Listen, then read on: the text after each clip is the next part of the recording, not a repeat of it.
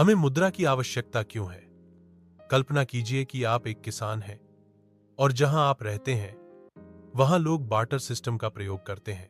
आपको कई चीजों की आवश्यकता है। एक जोड़ी नए जूते, एक स्वेटर अपनी दादी के लिए, दवाइयां आपके पास देने के लिए केवल एक बैल है। बार्टर सिस्टम की एक प्रमुख सीमा है। बैल का विनिमय करके आप अलग अलग वस्तुएं विभिन्न लोगों और स्थानों से कैसे लाएंगे? विनिमय का अनुपात तय करना कठिन। उदाहरण, बैल के बदले केवल एक जोड़ी जूते लेना उचित नहीं होगा। बार्टर सिस्टम में सबसे बड़ी चुनौती यह है कि एक ऐसे व्यक्ति को खोजना मुश्किल है जिसे आपकी वस्तु की आवश्यकता हो और जो बदले में आपके आवश्यकता की वस्तु देने को तैयार हो।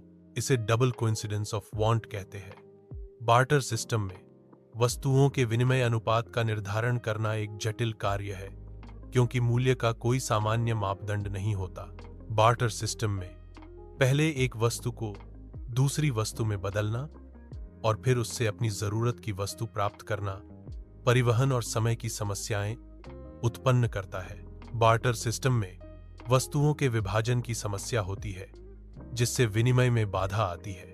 बार्टर सिस्टम में भविष्य के भुगतान की समस्या होती है क्योंकि वस्तुओं का मूल्य समय के साथ बदल सकता है।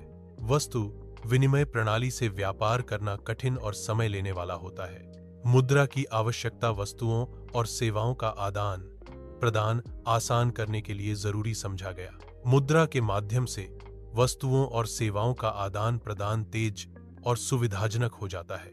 मुद्रा से बैल को बेचकर पैसे प्राप्त करना आसान है, फिर उन पैसों से अपनी जरूरत की वस्तुएं खरीदना सरल हो जाता है।